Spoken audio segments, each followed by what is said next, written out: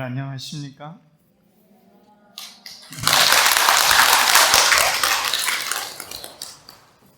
여러분들 표정이 선명하게 보이는데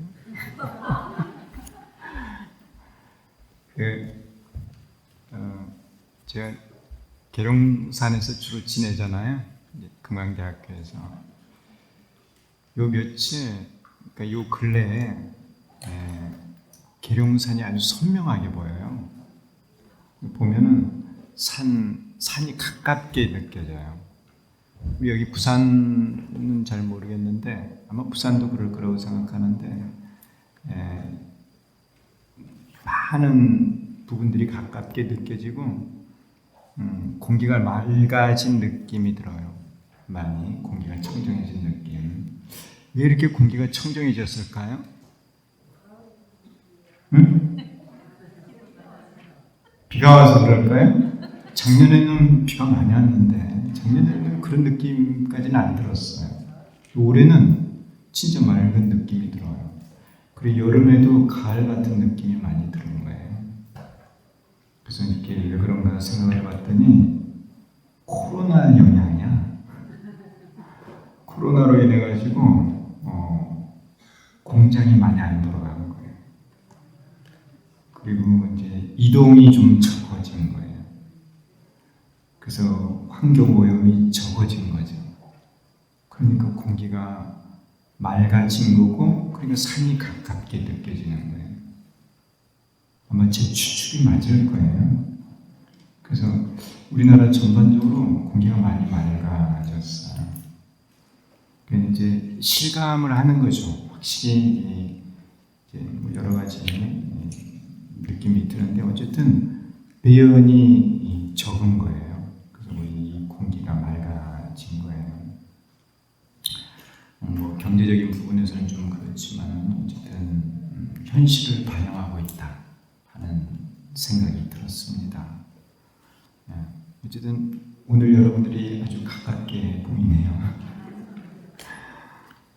이 법화경 공부를 하도록 하겠습니다. 69쪽에 이제 세 번째 줄까지 지난 시간에 했습니다. 우리가 화택 3거의 비유에 대해서 공부를 하고 있는데 이제 총비와 별비에 대한 말씀을 드렸어요. 그래서 총비는 이제 등장 인물들이라든가 이 배경에 대한 게 주로 총비의 내용이고 별비는 사건이에요. 사건 진행이 이제 별비의 내용이고 그래서 어쨌든 이 비유의 내용을 우리가 공부하고 있습니다. 책 다 펴셨나요? 네. 그래서 그 69쪽의 세 번째 줄이에요. 이제 그 아버지가 장자가 외출을 갔다가 온 사이에 아이들이 이제 집안에서 놀고 있었는데 불이 났어요. 아이들은 놀이에만 집착해서 불이 난 줄도 모르고 그렇게 놀고 있었습니다. 그래서 거기 보면 아이들은 놀이에 집착하여 이것을 깨닫지도 알지도 못하고 고통이 가까이 오는데도 걱정도 없이 나오려는 마음도 없다고 생각하였다는 겁니다. 근데 솔직히 말하면 제가 볼 때도 그래요. 지금 사는 중생들의 모습을 보면은 고통이 조만간 가까이 올 것 같은데 걱정도 없이 그렇게들 살고 있다는 생각이 들어요. 왜 그러냐면은 저도 뉴스 같은 거 안 보고 싶은데 뉴스를 보게 되면은 사람들이 참 무서운 업을 많이 짓는다는 거예요. 그런 업을 지으니까 반드시 그 업에 따른 과보가 있을 것이다 하는 거예요. 자, 어쨌든 아이들은 놀이에만 집착해서 나오려는 마음이 없었습니다. 그래서 이제 그 장자, 그는 자신의 몸에 힘이 있으므로 아이들을 괴짝에 담아서 들고 나오려고 하다가 이 집의 문이 하나이고 협소하다는 생각을 하였다. 그리하여 아이들에게 불이 무서우니 빨리 나오라고 소리를 질렀다. 그러나 아이들은 놀이에만 집착하여 말을 듣지 않았다. 이렇게 여기까지인데 이제 장자가 마음이 급해요. 이제 불이 나고, 그 아이들은 놀이에만 빠져 있고, 소리를 질러도 아이들은 듣지도 않고, 놀이에 빠져가지고, 그래서 이제, 그 아버지가 괴짝 아세요? 네, 이제 괴짝을 들고, 이제 힘이 세니까, 아버지니까 힘이 세니까, 괴짝에 아이들을 담아서 들고 나오려고 생각을 한 거예요. 이 부분이 뭐냐면은, 부처님께서 부처님의 힘으로 아이들을 꺼내시려고 했다는 거예요. 이거는 이제 교리적으로 설명을 하면 뭐냐면은 부처님께서 진실을 그대로 가르치려고 하셨던 거예요. 부처님께서 진실을 그대로 가르치려고 했는데 자신의 힘, 그걸 이제 자행의 힘인데 자신이 알고 있는 것을 그대로 이렇게 가르치려고 했는데 그렇게 하지 않았다는 것을 지금 설명하려고 하는 겁니다. 그러니까 부처님의 힘을 써서 이렇게 데려오려고 했다는 것은 부처님의 이제 실상의 진리를 그대로 가르치려고 했다는 거예요. 근데 이제 그렇게 하지 않은 이유를 이제 부처님께서 이렇게 설명을 하고 있는데 부처님의 힘으로 이렇게 데리고 나오려고 하니까 이 집의 문이 하나이고 협소한 거예요. 이 문이 협소해서 이 괴짝을 들고 나올 수가 없어요.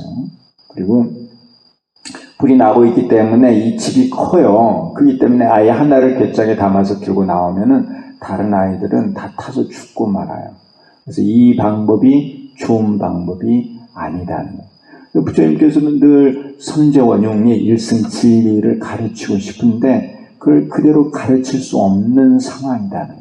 그것은 부처님께 문제가 있는 게 아니라 이 아이들, 그 가르침을 받아들이는 아이들에게 사실은 문제가 있는 거예요. 우리가 부처님의 진리를 부처님께서 가르쳐 주셔도 우리가 받아들이지 못하는 거예요. 이해하지도 못하는 거고, 그러한 내용을 이렇게 이제 괴짝을 들고 나오려고 하다가, 그 상황이 되지 않는다는 거예요. 부처님의 힘으로, 그 자행의 힘으로 그대로 꺼낼 수 없는 그런 상황이었다는 거예요. 자, 아이들은 놀이에만 집착하여 말을 듣지 않았다는 거예요. 아이들은 자기들 관심 있는 거에만 쏠려 있는 거예요. 부처님의 진리, 부처님께서 말씀하신 진리는 듣지 않으려고 하는 거예요.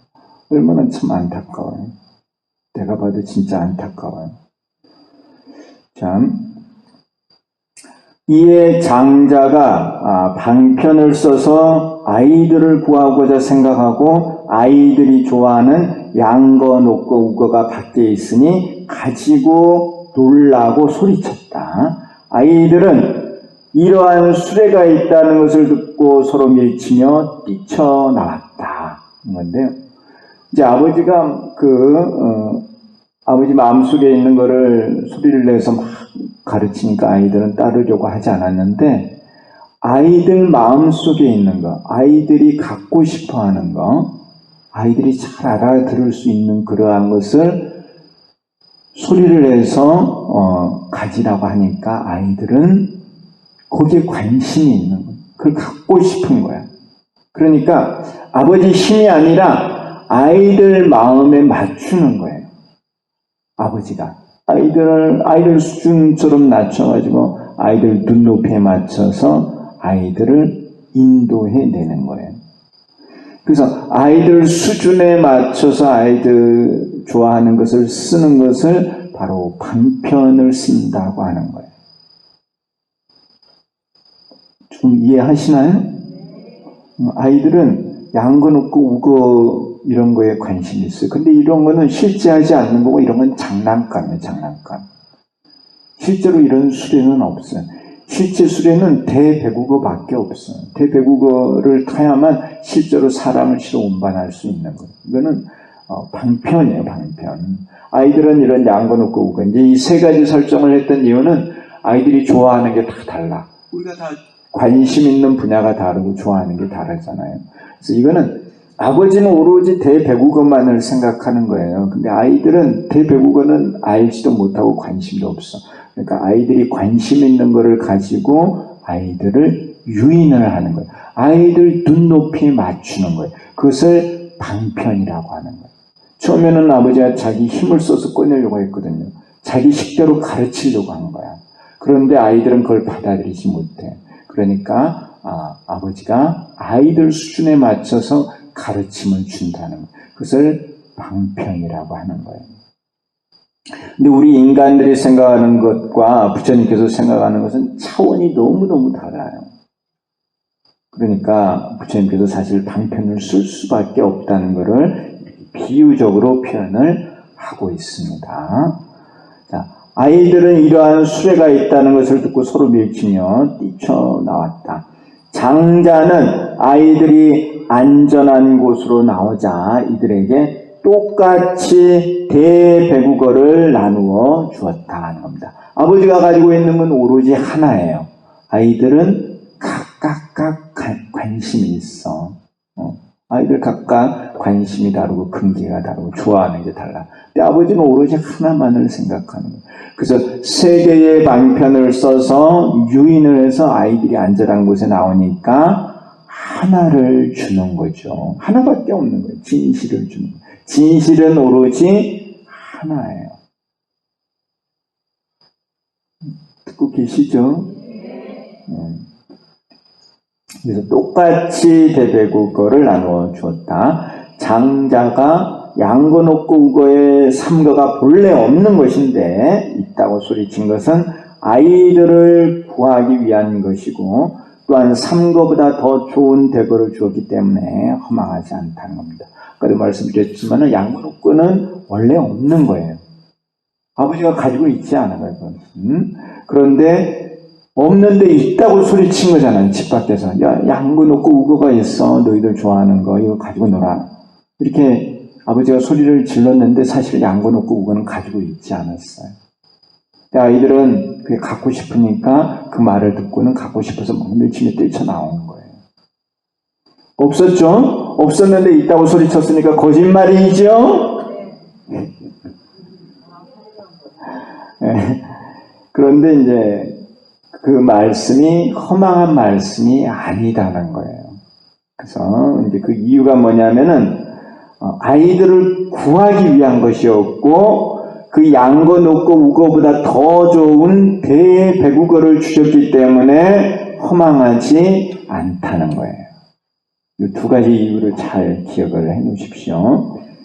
그 이제 우리들 근기에 맞춰서 방편을 부처님께서 쓰시는데 그러면은 그 없는 것을 있다고 진짜가 아닌데 진짜처럼 말씀하시니까 거짓말 하시는 게 아니냐 생각하실 수 있는데 그렇지 않다는 거예요. 사실 이 방편은 진실에서 나온 거예요. 대배국어와 유사한 거예요. 양건 없고 우거는 대배국어를 주기 위해서 그것과 유사한 것을 쓰는 거예요. 그래서 이 방편은 진실에서 나오는 거예요. 진실에서. 그래서 이제 삼재원유의 그 지혜에서 공가가 나오거든요. 중도에서 공가가 나오는 거예요. 어쨌든 그 삼거는 일거와 관계가 있는 것이다. 전혀 관계가 없는 것은 아니다는 거예요.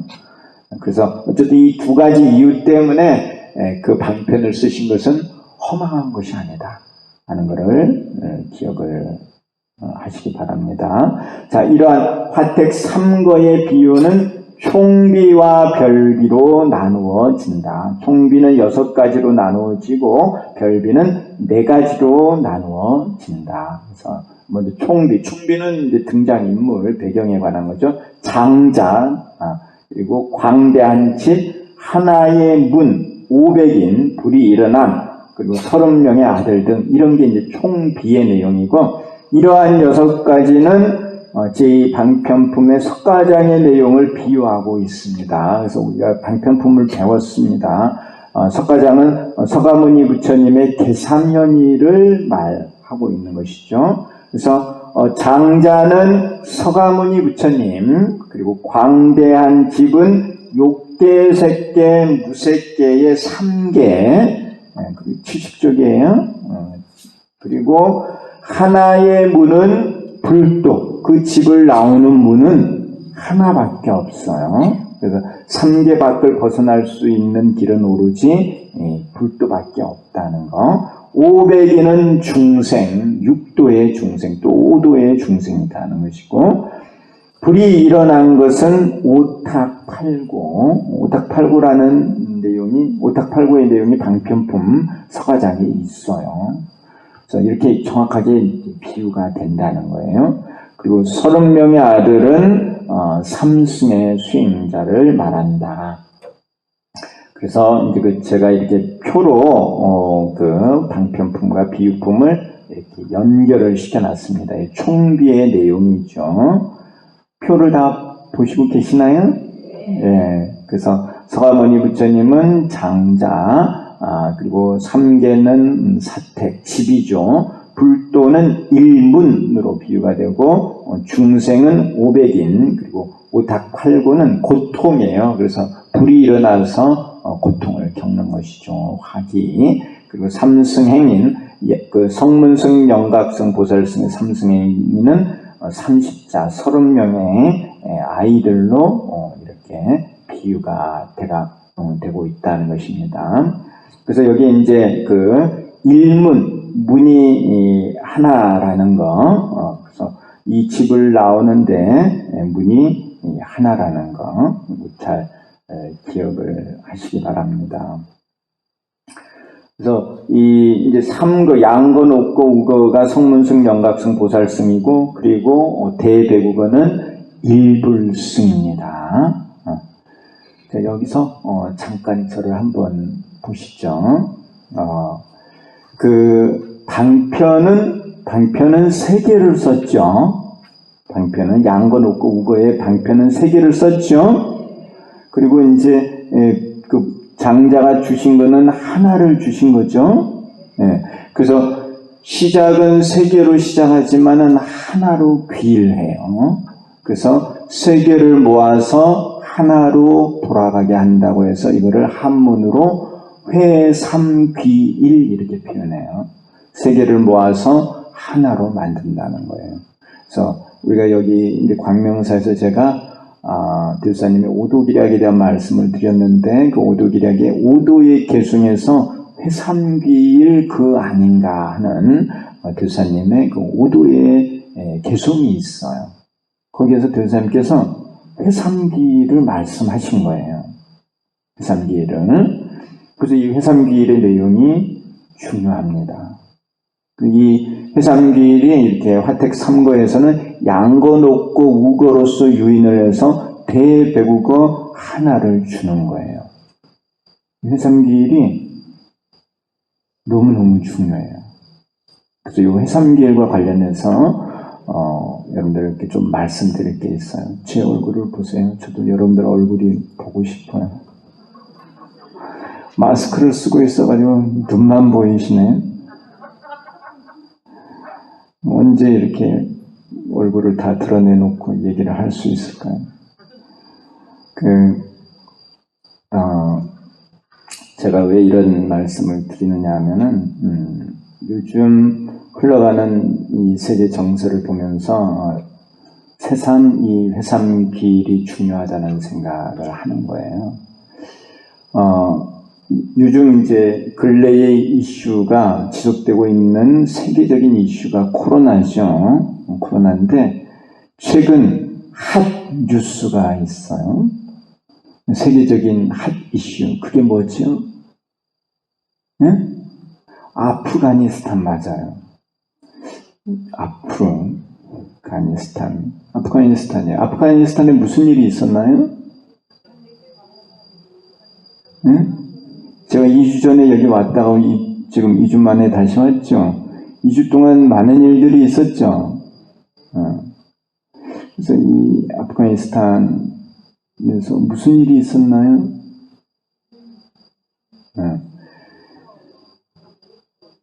자, 아프가니스탄에 이제 미군이 철수를 했죠. 네, 여러분들 미군이 아프가니스탄에 들어간 이유를 아세요? 처음에 왜 들어갔는지 아세요? 2001년도에요. 2001년도에 뭐가 있었느냐 하면은, 탈레반, 그때 이제 아프가니스탄의 정권이었어요. 탈레반은 이제 원래는 한 단체 이름이에요. 이슬람이 많은 파가 있는데 그 파 중에 한 단체예요. 이 단체가 아프가니스탄의 그 정권을 잡고 있었어요. 이들이 미국의 테러를 일으켰어요. 그 테러 이름이 911 테러예요. 9.11 테러. 그래서 여러분들이 벌써 20년이 됐는데 기억나실지 모르겠는데 비행기, 여객기가 미국의 큰 빌딩에 부딪히는 거예요.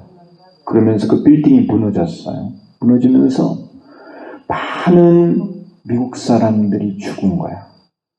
근데 이 미국은 미국 국민이 죽는 것을 엄청 싫어하는 나라예요. 미국은 자국 이익 우선주의예요. 자국 이익 우선주의 나라가 미국이야.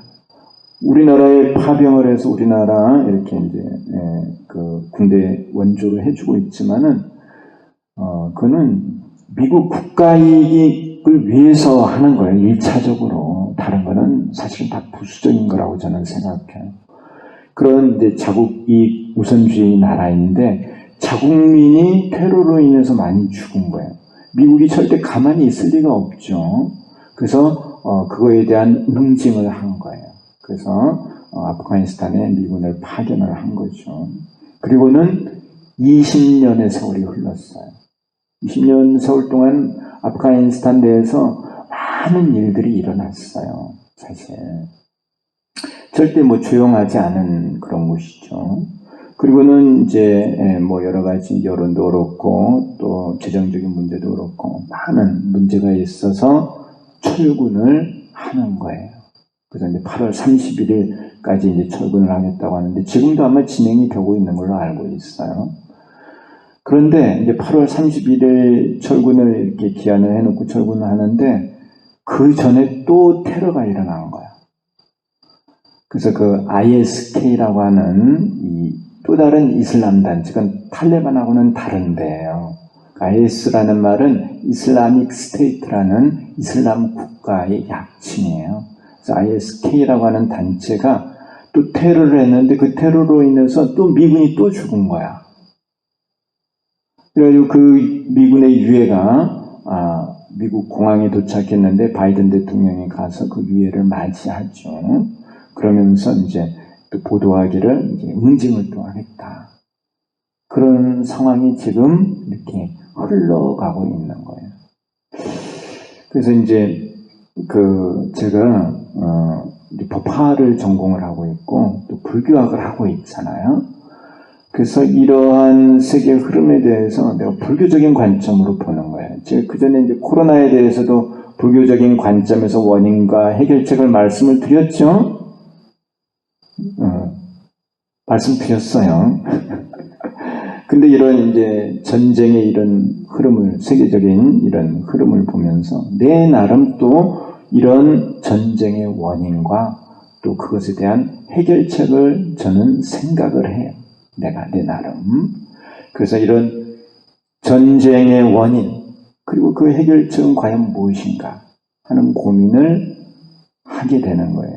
그래서 우리가 이 공부하는 것과 다 연관이 있어서 내가 이 말씀을 드리는 거예요. 이슬람 국가는 테러와 전쟁을 참 많이 합니다. 왜 그 나라는 그렇게 전쟁을 많이 할까요?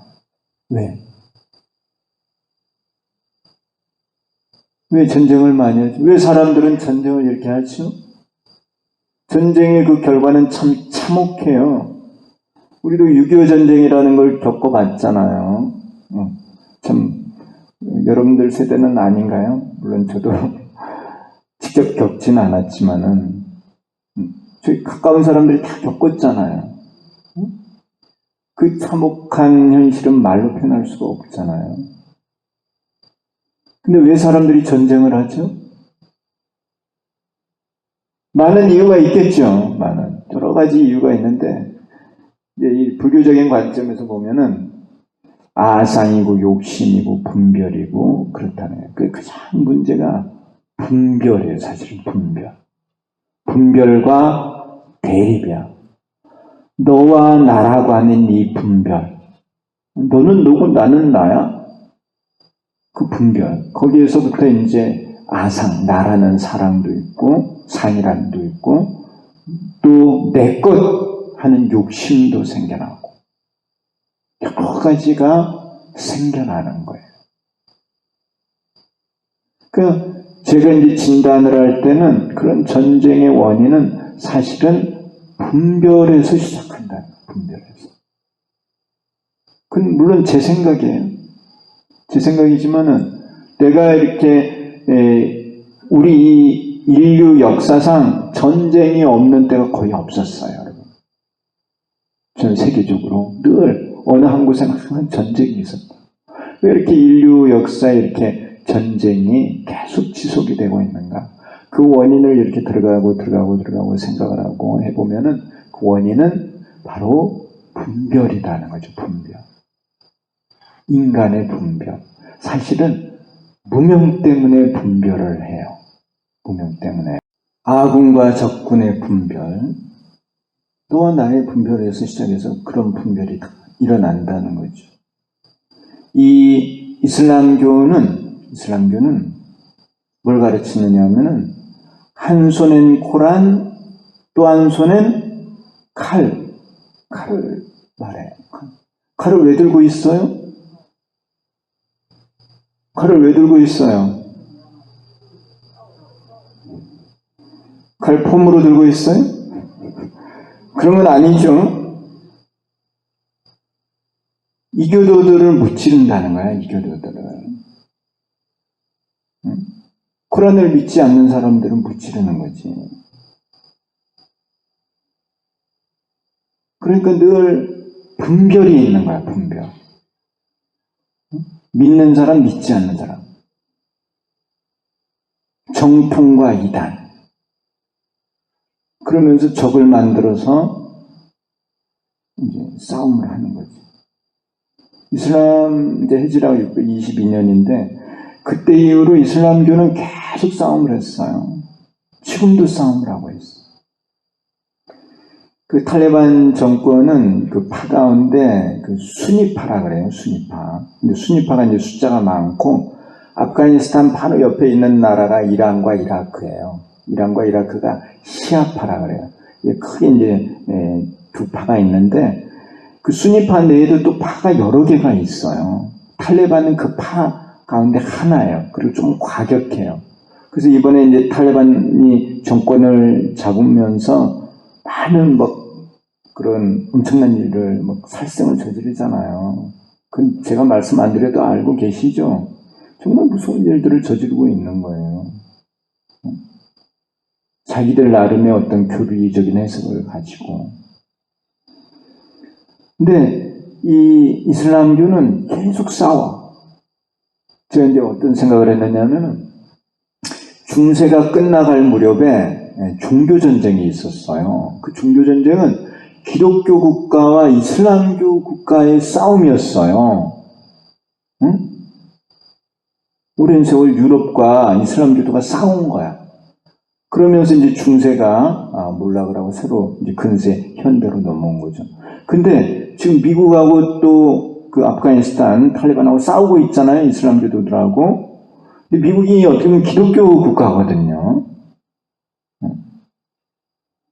그걸 공인하고 있지는 않지만은 많은 사람들이, 미국 사람들이 이제 기독교를 믿고 있고 하니까. 그럼 지금도 이 기독교 국가와 이슬람 국가는 싸우고 있는 거예요. 근데 이런 기독교 국가나 또 이슬람 국가는 유일신 사상을 가지고 있고 이들이 바로 그 사상적인 걸 보면은 분별과 대립이에요. 대립. 선과 악의 대립을 아주 강조하죠. 우리나라 기독교도 그러잖아요. 불교를 막 비방하죠. 자기들은 천당, 불교는 그런 식으로. 그런 분별과 대립,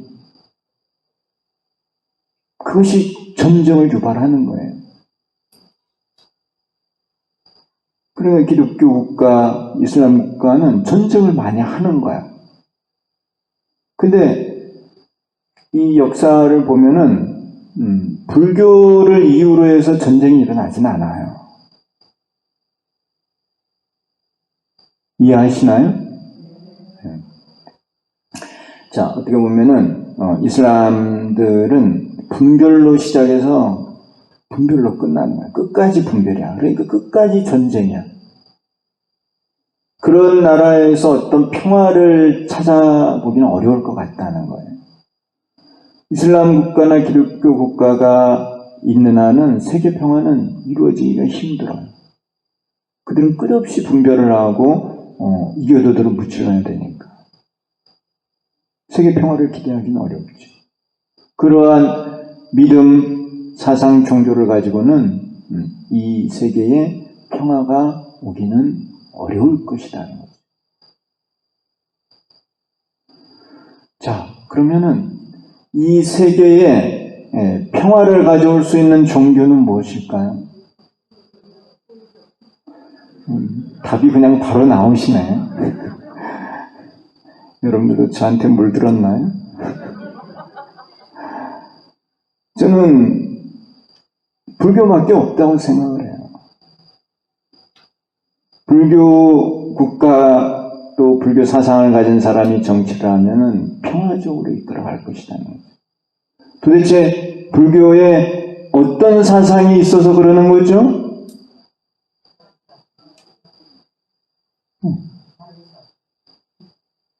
이제 대답들을 하시네. 좋은 현상이에요. 자비도 틀리지 않아요. 근데 가장 핵심은 뭐냐면은 바로 원흉 사상이에요. 원흉. 불교에 있는 원흉, 원융. 우리 종기에 청색 삼원이 그려져 있죠? 그게 삼재 원흉을 의미해요. 그 원흉 사상. 그 원흉 사상이 불교에 있기 때문에 불교 국가가 세계를 이끌어가고 불교를 믿는 사람이 정치를 하면은 평화가 이루어질 수 있어요. 자, 분별과 대립. 이게 지속이 되면은 전쟁이 끊임이 없지만은 원흉 사상을 가지고 그 전쟁을 끝낼 수가 있다는 거예요. 물론 저 생각이지만은 제 생각이 맞을걸요. 그러지 않으면 평화를 기대할 수가 없어. 기대할 수가 없어.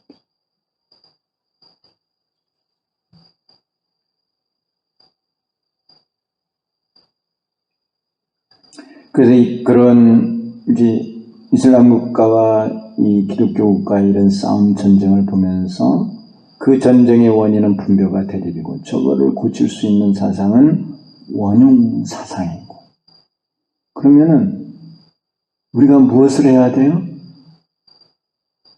우리가 무엇을 해야 돼요? 그들에게 뭘 가르쳐야 돼요? 불교를 가르쳐야 되지 않을까?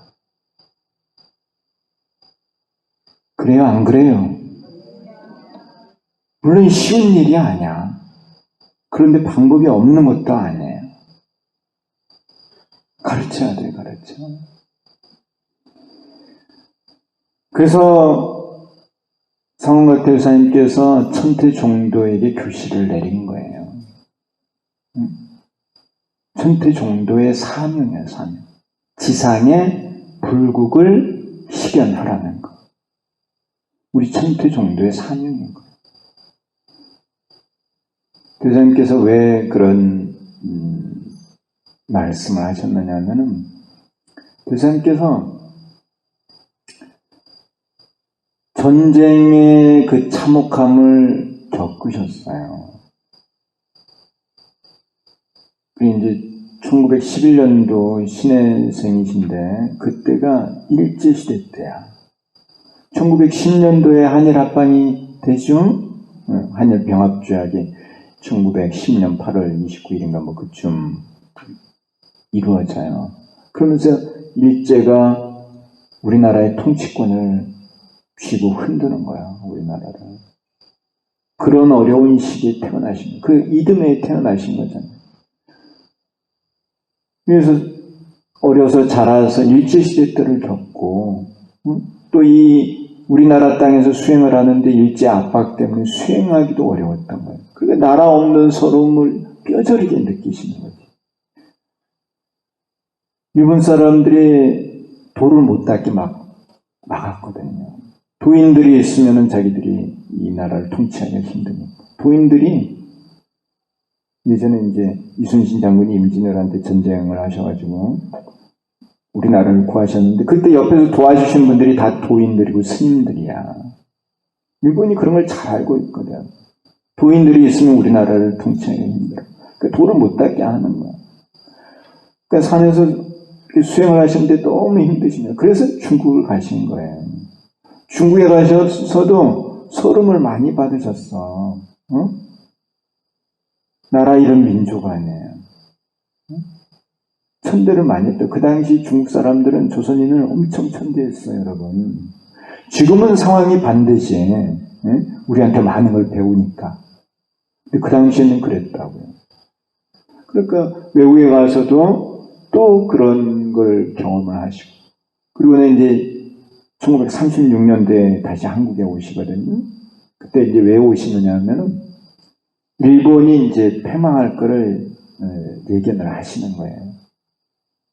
그리고 이제 한국에 와서 9년을 그 영월 그 백두산에 계셨는데 일본이 자꾸 이제 약해지죠. 그리고 1945년 그때 우리나라가 해방이 되는데 벌써 대사님은 아시고 1945년 1월 16일 보름 다음 날 바로 수백산 금계포란을 찾아가시는 거예요. 단양에 사찰을 지으려고. 이제 일본이 무너지니까 수행을 본격적으로 하시려고. 그러니까 해방될 거를 벌써 다 아신 거예요. 아시고 1945년 1월 16일에 가셔서 터를 닦고 음력 5월 5일에 군사를 낙성을 하시죠. 그리고는 수행을 하신 거예요. 근데 수행을 하셨는데 우리나라가 남북으로 갈라지잖아요. 갈라지고 전쟁을 하는 거예요. 전쟁. 1950년에. 수행은 이제 막 안거를 열심히 하고 계셨는데 또 이 내부적으로 분열이 일어나서 전쟁을 함으로 인해서 또 수행하기가 또 어렵게 된 거예요. 그래서 이제 피난을 가신 거야. 그 피난 가신 곳이 이제 공주의 유구라는 곳으로 피난을 가요. 피난을 가서 보니까 전쟁 때문에 상처를 받은 사람들이 많이 와 있는 거예요. 그들을 보면서 이 전쟁이 있어서는 안 되겠다는 생각을 하신 거예요. 그 전쟁을 계속 경험하신 거잖아요. 몸소. 그런 전쟁이 인간의 분별, 대립, 욕심, 아상 이러한 것으로 비롯된다는 것을 너무너무 잘 알고 계셨다. 그래서 나중에 이제 1951년에 대각을 성취하시고 15년 만에 대한민국의 천태종을 중창을 하는 거예요. 대한민국의 천태종이 지향하는 게 법화 사상이고 회삼길이고 원용 사상이에요. 원용 사상. 그 천태종은 모든 사상을 통합할 수가 있어요. 다른 종교는 분별로 시작해서 분별로 끝나지만 불교는 분별로 시작해도 원용으로 끝나는 거예요. 여기도 보세요. 양거, 녹고, 우거 세 개의 삼거의 방편으로 시작을 하셨지만 나중에 뭘 줘요? 하나의 대배국어 일불승을 주는 거예요. 하나. 똑같은 그들에게 똑같은 걸 하나를 주는 거예요. 하나의 귀일하게 하는 이 불교 사상, 이 법화 사상이. 사가모니 부처님께서 법화경을 설하시기 전에 수많은 경전을 설하셨어요. 수많은 경전을 설하신 다음에 법화경 하나에 귀일하게 하신 거예요. 하나로 모으는 거예요. 하나로. 지금 많은 사상 종교가 있어도 그걸 결국은 하나로 모을 수 있는 사상이 바로 법화 사상이고 그러한 종단은 바로 천태종이다. 그래서 대주사님께서 뭐라고 하셨느냐 하면은 불자가 정치를 해야 바르게 되고 이 세계의 평화를 실현하기 위해서는 바로 이 법화로서 전 세계를 묘법화를 해야 한다는 거예요. 묘법화를. 모든 사람들이 이 법화를 믿게 하고 법화 신앙을 가지게 하고 그렇게 했을 때 세계 평화는 실현될 수 있다는 거예요. 교수님 하신 말씀이에요.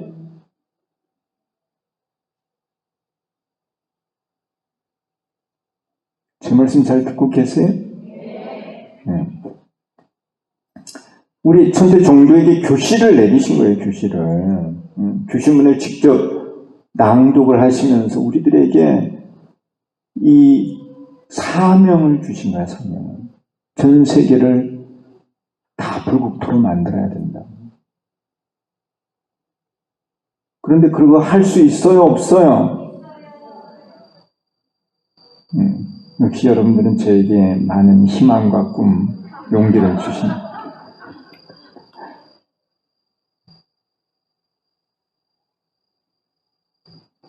저는 반드시 할 수 있다고 생각을 합니다. 그러니까 우리가 이렇게 이 법화를 공부하고 있는 거예요. 또 우리 신도님들이 참 법화에 대한 그 열이, 그 신앙이 대단해요. 그래서 가능하겠구나 하는 생각을 또 하는 거예요. 근데 대사님께서 그렇게 된다고 하셨어요. 모든 것은 대사님 말씀하신 그대로 다 되게 돼 있습니다. 그 세월이 또 멀지 않은 세월에 다 이루어질 것이라는 거예요. 여러분들은 그렇게 보면은 성각자예요. 법화를 지금 공부하고 있잖아요. 우리가 열심히 공부를 해서 이 법화 사상을, 이 원흉 사상을 한국만 전파하는 게 아니라 전 세계에 다 전파를 해야 돼. 그래야만 그런 무서운 전쟁이 없어진다는 거예요. 그러니까 알게 모르게 그 탈레반이 아주 무서운 일을 하고 있어요. 그러한 것을 막을 수 있는 사상은 바로 이 법화경이 있다는, 법화사상이다. 참 귀일, 하나로 귀일한. 아까 우리 이제 전쟁을 막을 수 있는 게 자비라고 하셨는데, 그 자비의 바탕이 뭐냐면 동체예요, 동체. 너와 내가 다르지 않다고 하는 그 동체에서 대비가 나오는 거거든요. 그 동체를 말하는 게 바로 원흉이에요, 원흉. 삼재원흉. 이슬람교도나 기독교 국가나 거기는 신이 있고 신을 따르는 이제 신도가 있어요. 근데 신과 신도는 차원이 달라. 절대 신도는 신이 될 수가 없어. 그러니까 예속이고 복종이야. 신의 말씀은 무조건 따라야 돼. 그러니까 항상 분별이지, 분별. 근데 불교는 안 그래. 불교는 부처님께서 중생을 가르치는 이유가 뭐냐면은 중생을 가르쳐서 부처를 만드는 거예요. 결국은 하나가 되는 거지. 모든 중생이 다 열심히 수행해서 부처가 다 되는 거야. 중생이 부처가 되는 거야. 그러니까 하나가 되는 거야. 다른 종교하고는 다르지요. 이해하십니까?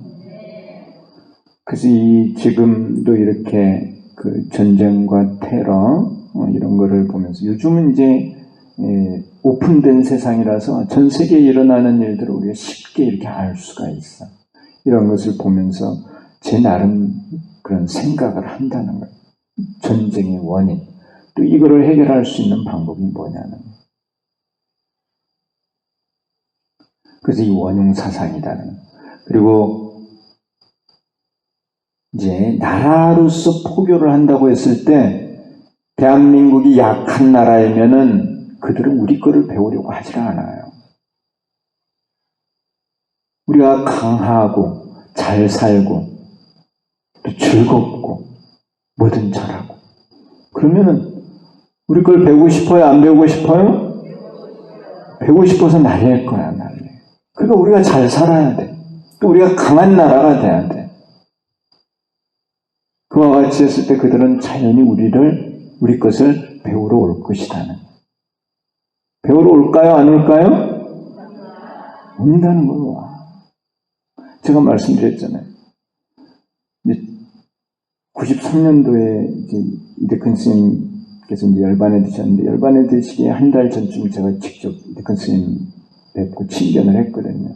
그때 난 이제 막 미국에 유학 가려고 그랬는데, 이대근 스님께서 가지 말라 하셨어요. 앞으로는 전 세계 사람들이 한국에 와서 배워갈 것이니까 거기 뭐하러 가냐. 그냥 한국에서 공부해라.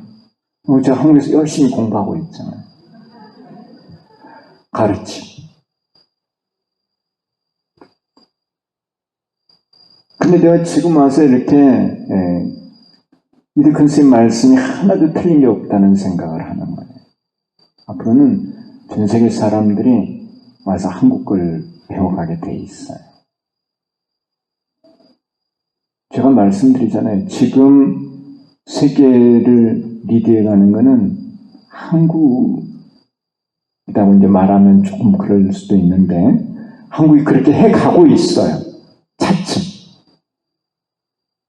지금 아까 제가 이제 그 환경오염에 대한 말씀을 드렸는데, 환경오염이 많이 개선이 되고 있는데, 앞으로는 제가 그때 말씀드렸나요? 앞으로는 전기차로 많이 만들 거예요.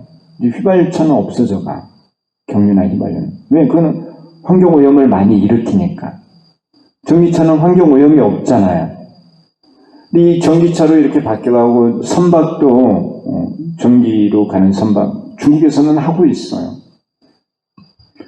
DHL이라고 하는 세계적인 그 물류회사, 거기도 모터로 가는 비행기를 만들고 있어요. 전기로 가는 비행기야. 시속 400km가 나온대요. 다 이렇게 전기로 바꾸고 있어. 물론 이제 에너지 측면도, 비용 측면도 있지만은 환경오염을 유발하지 않는 거야. 조금만 공장이 안 돌아가도 매연이 이제 그쳐도 이렇게 공기가 좋고 선명하게 보이잖아요. 이런 걸 사람들이 알게 되거든. 그러면은 다 전기차로 바꿔요. 안 바꿀 수가 없어. 환경오염 때문에. 그런데 이런 변화를 주도하고 있는 나라가 어디예요? 대한민국이야, 대한민국. 대한민국이 배터리를 대단한 걸 만들어내는 거야. 삼성, SK, LG. 내가 꼭 선전하는 게 아니라 우리나라 아주 유명한 3대 배터리 회사 아니에요. 전 세계에서 뭐 이거 서로 가져다 쓰려고 하거든요. 물량이 부족할 정도예요. 지금도 우리나라에서 대단한 배터리를 만들고 있어요, 지금도. 다른 나라는 하고 싶어도 못하는데 우리나라는 만들고. 배터리뿐만이 아니에요. 자꾸 그렇게 되면서 우리는 강한 나라가 되는, 잘 사는 나라. 다 천시로 오는 거예요, 천시. 우리가 잘 살고 하면은 우리가 도대체 어떻게 해서 잘 사는가, 이런 거를 외국 사람들이 궁금해 할 거 아니에요. 나중에 알고 보면은 그 잘 사는 원인이 다 어디에 있어요? 알고 보면 다 불교를 믿어서 그렇다. 그렇게 된다는 거예요. 삼거의 회삼귀일의 의미, 하나로 귀일한다는 거. 세 가지 방편으로 시작은 했지만은 불교는 다 하나로 귀일한다는 거. 그것은 바로 원흉사상 때문에 그렇다는 거. 다 하나로 귀일하기 때문에, 다 하나로 통일이 되기 때문에 세계 평화가 이루어질 수 있다는 거. 그래서 세계 평화를 이루기 위해서는 이 법화 사상에 입각해야 된다는 거. 세계의 묘법화가 바로 세계 평화를 실현할 수 있는 길이라는 거.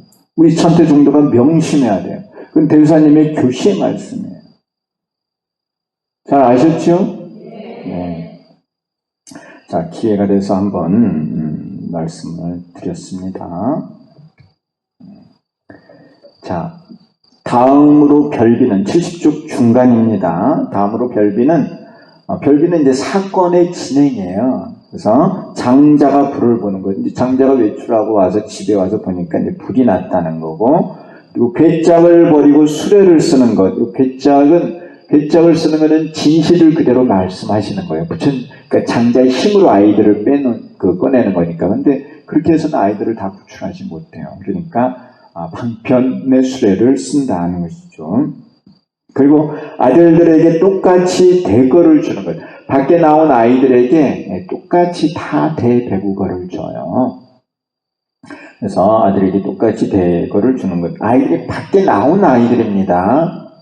밖에 나왔다는 건 이제 수행을 하고 부처님을 말씀을 잘 따른다는 거예요. 그들에게는 이제 이름을 줘도 된다는 겁니다.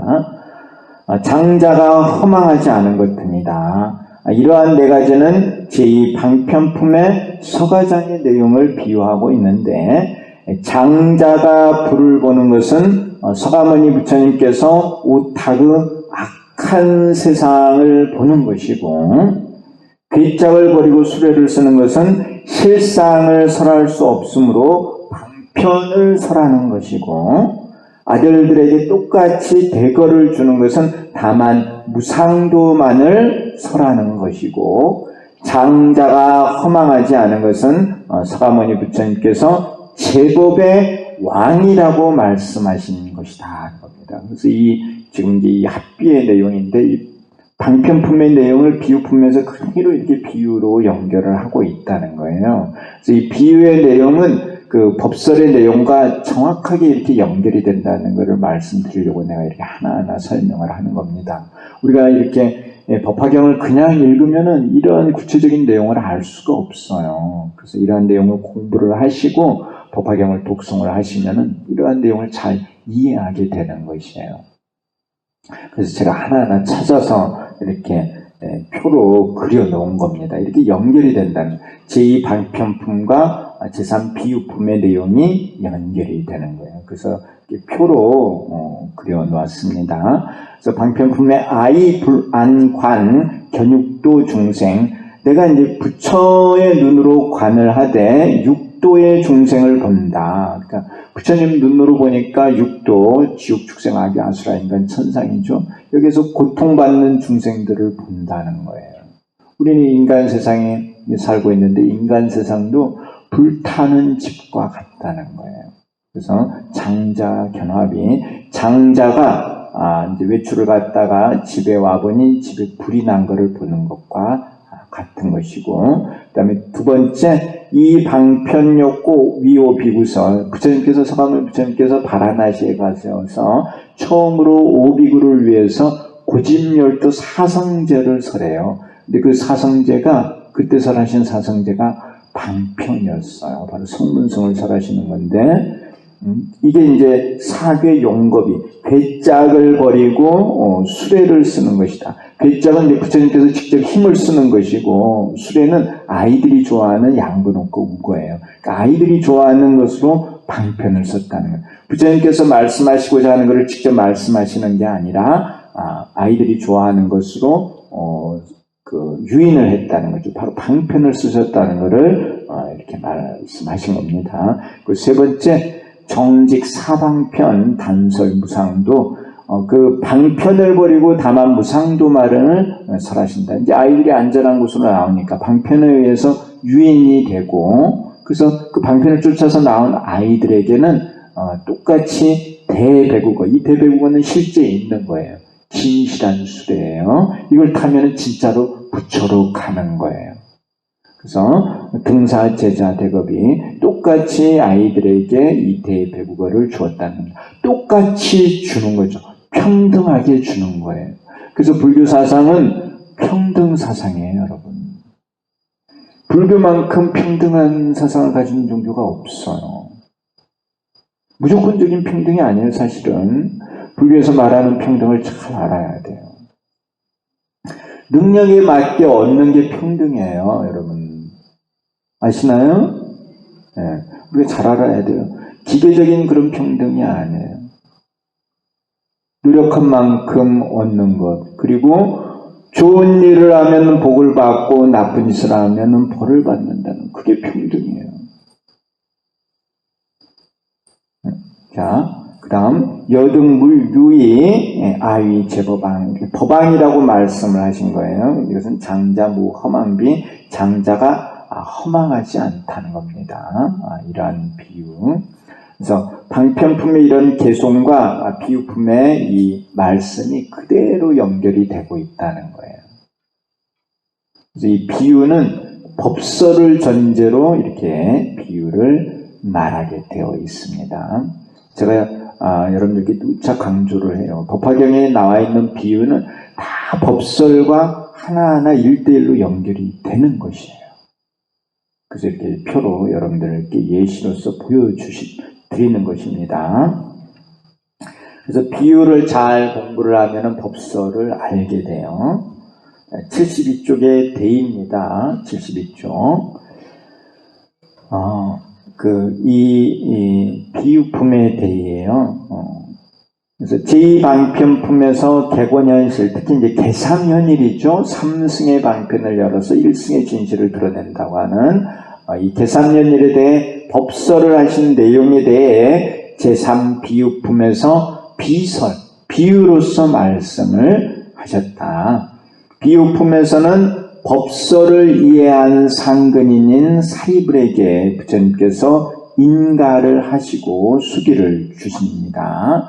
사리불은 아직 의혹에 빠져있는 사중을 위해 그들의 의혹을 풀어주실 것을 부처님께 청합니다. 이에 부처님께서 총비와 별비를 설하고 나서 법설과 비설을 합하여 설명을 해주셨습니다. 그래서 방편품에서는 부처님께서 오타악세의 세상에 출현하시어 중생들의 근기에 따라 방편을 사용하여 원교의 진실을 드러내신다고 하였다. 이건 방편품의 내용이죠.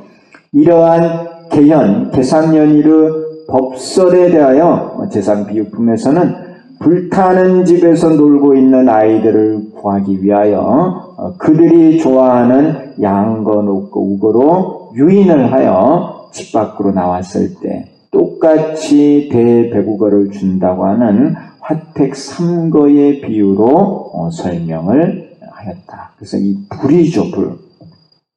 여러분 저를 잠깐만 보세요. 그래서 이제 불타는 집에서 놀고 있는 아이들, 바로 지금 우리가 겪고 있는 게 바로 이 불타는 집이거든요. 여러분들 마스크 쓰고 있죠? 네, 뭐 때문에 쓰고 계세요? 코로나 때문에 그러죠. 코로나는 일종의 감기예요, 감기. 근데 감기를 우리나라 말로 뭐라고 그러죠? 곧불 그러죠, 곧불. 곧불, 고불, 코에서 불난다. 이런 말이죠. 불이죠, 불. 그리고 코로나에 감염되면은 뭘로 측정해요? PCR 검사는 코로 측정이죠. 그래서 코로나인가요? 발열 측정을 하죠. 저도 이제 오면서 KTX 타고 왔는데 요즘 KTX 역사 곳곳에 그 발열 체크를 해요. 우리 음식점 들어가도 열 체크를 하잖아요. 이것에 걸리면은 몸에서 열이 나는 거죠. 열. 불하고 좀 관계가 있지 않는가 생각이 들고, 전쟁도 일종의 불하고 좀 연결이 되죠. 진짜 불타는 집 같아요. 그래서 이 불타는 집에서 나오려면 어떻게 해야 되죠? 불타는 집에서 나오려면 어떻게 해야 돼요? 이 대답이 늦으면 이거는 아닌데, 불타는 집에서 나오려면 어떻게 해야 돼요? 불타는 집에서 물론 내가 힘이 있어가지고 내가 뛰쳐나올 수 있으면 되는데, 내가 혼자 못 뛰쳐나와. 어떻게 해야 돼요? 응? 이러면 안 되는데. 불타는 집에서 어떻게 나와요? 누구를 불러야죠. 불 끄는 사람을 불러야죠. 불 끄는 사람이 누구예요? 관세음보살이잖아요. 관세음보살 법문품에 나오죠. 불구덩이에 들어가도 관세음보살을 일심으로 칭명하면 관세음보살님께서 곧 즉시에 구해 주시느니라. 나와요, 안 나와요? 나오잖아요. 이런 불타는 집에서 나오시려면은 관세음보살을 열심히 부르셔야 돼요. 그래서 이제 그 부분에 대한 논문을 제가 썼었어요. 그래서 발표도 했어요. 작년인가 재작년인가 모르겠네. 네. 그래서 이 그 비유품의 내용하고 관세음보살 보문품의 내용을 비교를 해서 제가 논문을 쓴 게 있습니다. 자, 화택 3거의 이제 비유로 설명하다. 이와 같이 비유품에서는 부처님께서 중근인을 위해 양거, 녹거, 우거의 3거의 방편과 대배국어의 진실로 비유를 하여 개연에 대해 설하셨다. 결국은 일불승에 대해서 설하신 거예요. 부처님께서 가르치고자 하는 것은 바로 일불승이라는 거예요. 일불승. 그 일불승 이외에 여러 가지를 말씀을 하시지만은 그것은 다 일불승으로 가기 위한 하나의 과정인 것이고, 과정이라는 것은 지나가는 거예요. 지나가는 거. 근데 구경에 도달하는 것은 변화하지 않아요. 그래서 구경에 도달하는 게 일불승이에요. 일불승. 그래서 우리가 이제 만일 한국에서 미국을 간다. 그럼 뭘 타고 간다고 하죠? 요즘은 지금 뭘 타죠? 여러 가지가 있지만은 비행기 타고 간다고 생각을 하죠. 걸어가면은 뭐 몇 개월 걸릴 것이고, 뭐 배를 타고 가도 좀 많이 걸릴 거예요. 자전거나 뭐 자가용으로 간다는 건 좀 상상하기 어렵겠죠. 비행기 타고 간다고 생각을 하는 거예요. 그런데 우리가 이제 집에서 출발을 해서 이제 미국까지 가야 되는데 주로 비행기를 타고 가는 거는 맞지만은 이제 여기서 공항을 가야 되잖아요. 공항 여기서 이제 집 밖에서 뭐 버스 타고 지하철 타고 뭐 또 택시 타고 공항을 가고 또 김해 공항에서 또 서울 인천 공항까지 또 비행기 타고 갈 수도 있고 아니면 뭐 KTX 타고 갈 수도 있고 인천 공항 가면 이제 거기서 미국 가는 비행기를 탈 수 있겠죠. 그래서 그 비행기를 타기 전에 여러 수레들이 있죠. 그러면 어떻게 보면은 방편과 같은 역할을 한다는 거예요. 가장 중요한 거는 비행기죠. 현재로는 비행기를 타야 미국에 도달하는 거예요. 마찬가지로 이 일불승의 대배국어를 타야 우리가 부처에 도달하는 거예요. 다른 거는 다 방편이 일불승을 타기 위한 방편이에요. 제 말씀 이해하세요? 네. 부처님께서 많은 걸 우리들에게 가르치시는데 다른 거는 모두가 다 방편이고 이 일불승만이 실제로는 부처를 만드는 기능을 하는 거예요. 가장 중요한 기능을 하는 거예요. 이 일불승은 여러 가지 의미가 있지만 가장 중요한 게 수행의 의미가 있는 것이고 그 수행의 핵심이 지관이에요. 지관이고 그 지관을 일불승의 지관을 뭐라고 하느냐 하면은 원돈지관 그래요. 원돈지관. 이 용어를 좀 알아두셨으면 해서 제가 오늘 말씀을 드립니다. 무슨 지관이요? 원돈지관이에요. 그래서 이 원돈지관을 다른 말로 마하지관 이렇게 표현을 해요. 그 원돈지관을 하면은 손불로 가는 거예요. 원돈지관. 네. 그래서 이 원돈지관이 어려워요. 이 일불승 대배국어를 타는 게 어려워요. 그래서 원돈지관을 가기 전에 이제 장교지관, 통교지관, 별교지관이라고 하는 이런 지관이 있는데 이런 거는 이제 석공관, 채공관, 차제삼관 이런 이제 어려운 좀 표현이 있습니다. 그러한 방편을 통해서 나중에 이제 원돈지관을 얻게 돼요. 그래서 이제 용어를 조금 알아두셨으면 해서 내가 미리 말씀드리는 것이고, 우리 이제 관세음보살을 부르죠. 이 대주사님께서 이 관세음보살 부르는 것을 가르치셨는데, 이 관세음보살 부르는 거는 석공도 되고 채공도 되고 차제관도 되고 이제 이렇게 원돈관도 되는데 원래는 대주사님께서 의도하실 때는 이걸 원돈관으로 쓰도록 가르치셨어요. 그런데 우리는 이거를 각자 쓰고 있어, 각자.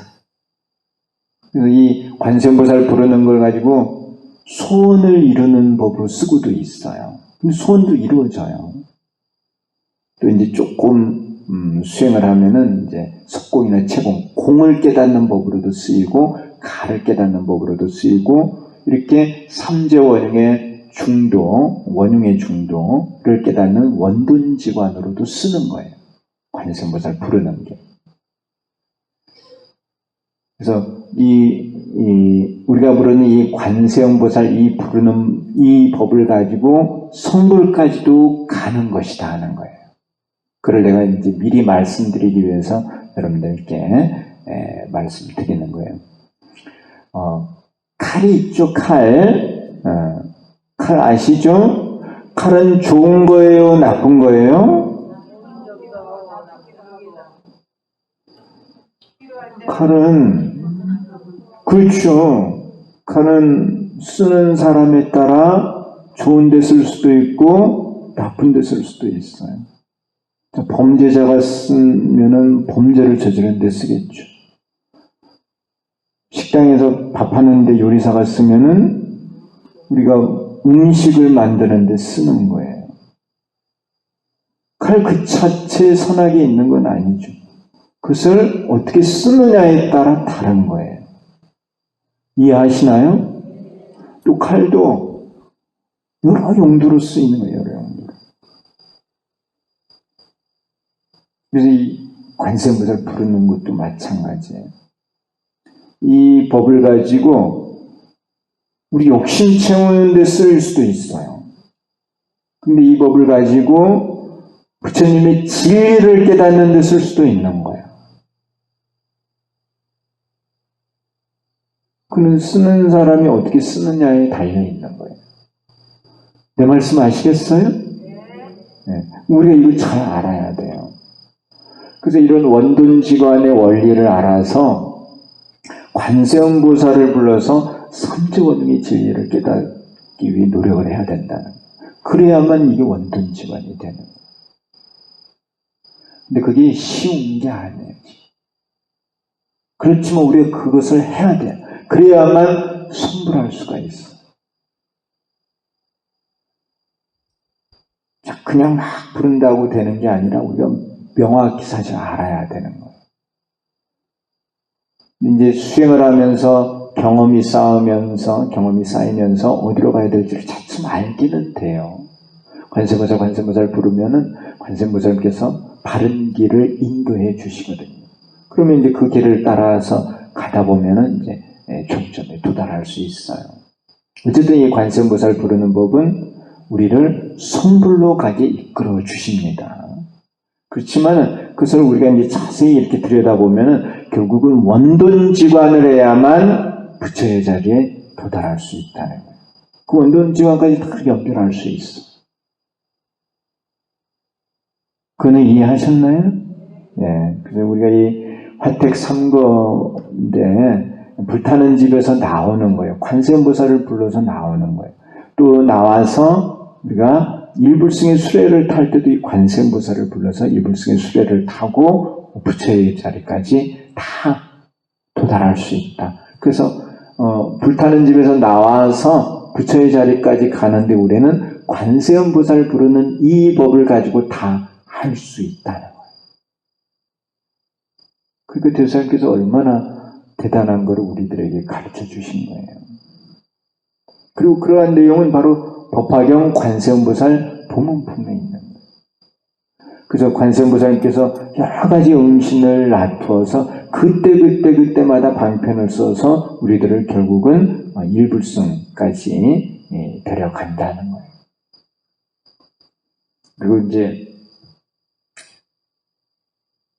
구봉 8문을 가지고 말씀을 드리면은 그 8문을 다 통과하게 만든다는 거예요. 그래서 이 8문의 끝에 두 번째 이 문이 바로 일불승과 연결이 되는 거예요. 그래서 오늘 화택 3거의 내용을 공부를 하면서 여러분들께 여러 가지 말씀을 드렸습니다. 그래서 이 불타는 집, 우리가 사는 지금 현재 지금 불이 많이 일어나고 있다는 거예요. 이럴 때일수록 더욱더 관세음보살을 열심히 불러야 돼요. 그래야만 이 곧불에서도 벗어나고 또 이런 전쟁의 이런 상황에서도 벗어날 수 있다는 것입니다. 제 말씀 이해하시죠? 예. 오늘 제3 비유품의 내용을 마무리하면서 여러분들께 여러 가지 말씀을 드렸습니다. 어떠한 상황이 와도 정말 불구덩이에 들어가도 관세음보살을 일심으로 칭명하면은 구제될 수 있고 또 관세음보살을 열심히 부르면은 성불할 수 있다는 것을 다시 한번 여러분들이 명심하시기를 바랍니다. 오늘 강의는 여기서 마치겠습니다. 감사합니다.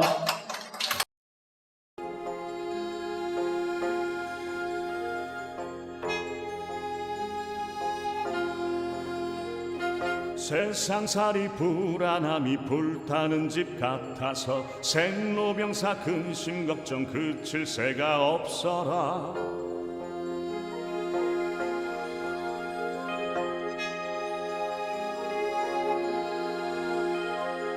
그 속에 중생들 세상 용락 깊이 들어 오직 구호하니 부처님 뿐이시라.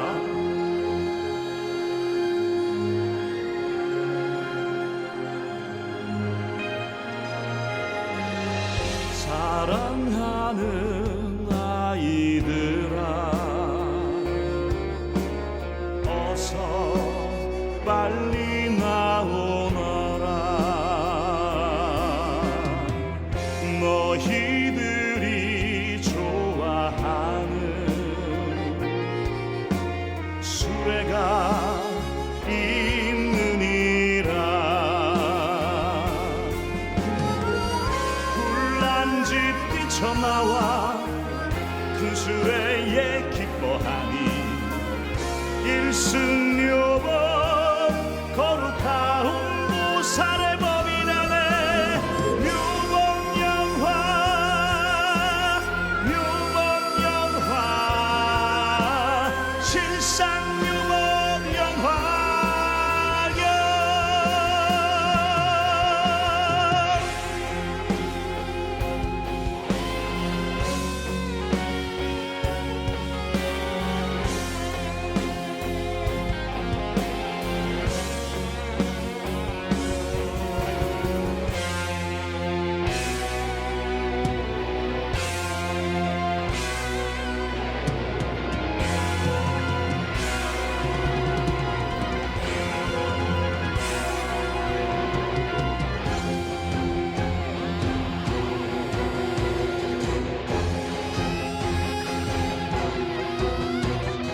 성불의 길 법문 듣고 법을 따라 태어나 참된 불자 다시 되어 일승법을 가졌으니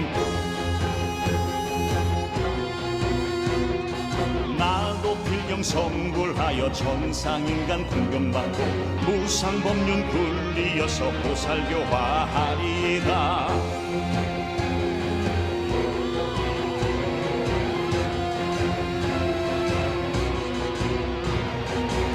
살이자여 오는 세상 성불하신 높은 세조 금영호화 광열에 무량중생 제도하리. 부처님께 공양하며 보살행과 10가지 힘